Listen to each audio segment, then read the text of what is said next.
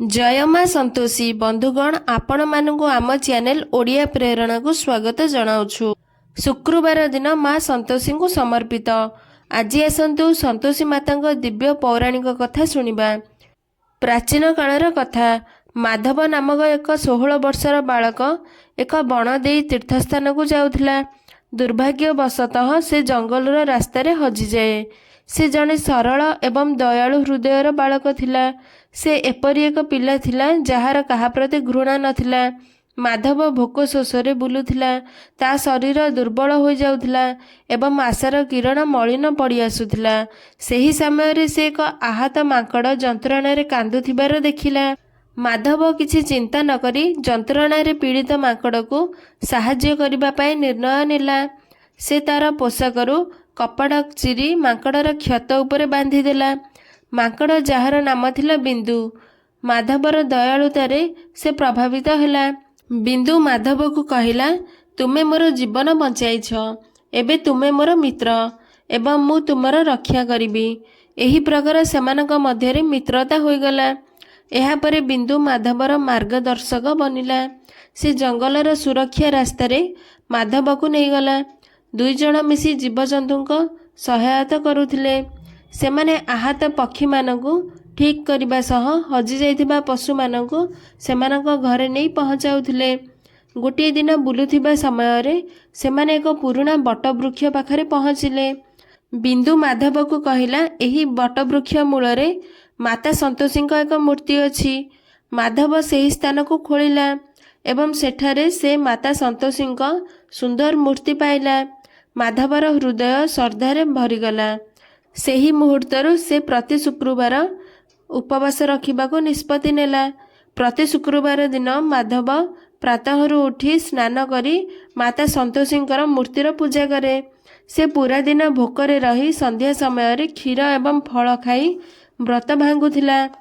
माधवर श्रद्धा एवं भक्ति देखि माधव संतोषी माता पूजा करबा समय संतोषी माँ दर्शन देले। माता संतोषी मधुर बाणी रे कहिले, हे माधव, मु तोर श्रद्धा एवं भक्ति रे प्रसन्न। मु तते आशीर्वाद देउछि जे तोर समस्त प्रकार मनोकामना पूर्ण हेब। माधव माँ संतोषी को कहिला, हे माता, मते मो बापा माँ को पाखको जिबार अछि। कृपा करी मते आम गाँ को जिबार मार्गदर्शन करांतु। माँ संतोषी कहिले, तू बिंदु सह पूर्व दिग को जिबु, तते एक नदी देखा जिब। से नदी को पार करी जिबा परे तते तो गाँ मिली जिब। सेही गाँ रे तोर माता पिता तते अपेक्षा करी रहिछंती। माधव माता संतोषी चरण रे नतमस्तक हेबा परे माता संतोषी अंतर्ध्यान होई गले। एहा परे माधव जाई तांको गाँ रे पहुँचिला।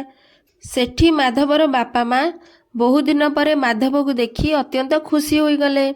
एहा परे माधव निज बापा माँ को माँ संतोषी कृपा कथा कहिला। माँ संतोषी कथा शुणी भक्तिर सह माधवर बापा माँ मध्य संतोषी माँ को पूजा करने को लगिले। ए कथा पूरा गाँ रे खेलीगला। गाँ लोक मध्य संतोषी माँ को पूजा करने को लगिले। गाँ रे समृद्धि बढ़िबा को लगिला। लोक माने माँ को कृपारू रोग एवं दुखरू मुक्त भावे बंचिबा को लगिले। थरे गाँ को एक धनी व्यवसायी आसिला। से गर्व अहंकार एवं लोभरे पूर्ण थिला। से गाँ रे माता संतोषी को पूजा हेउथिबार देखिला। से भाबिला जे माता संतोषी को लांच देई तार समस्त इच्छा पूर्ण करि परिबो।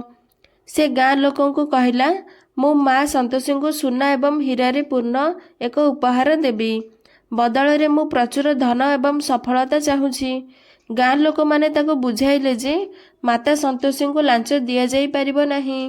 किंतु लोभी व्यवसायी कहा कथा न शुणी माता संतोषी मूर्ति आगरे सुना एवं हीरा रखिदेई मनोकामना मागिला। सेही समय एक चमत्कार हैला। व्यवसायी रखिदिबा सुना एवं हीरा पाउंस होइगला।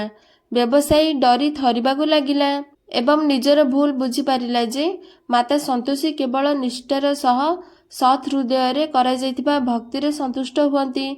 से माँ संतोषी पाखरे क्षमा प्रार्थना करिला।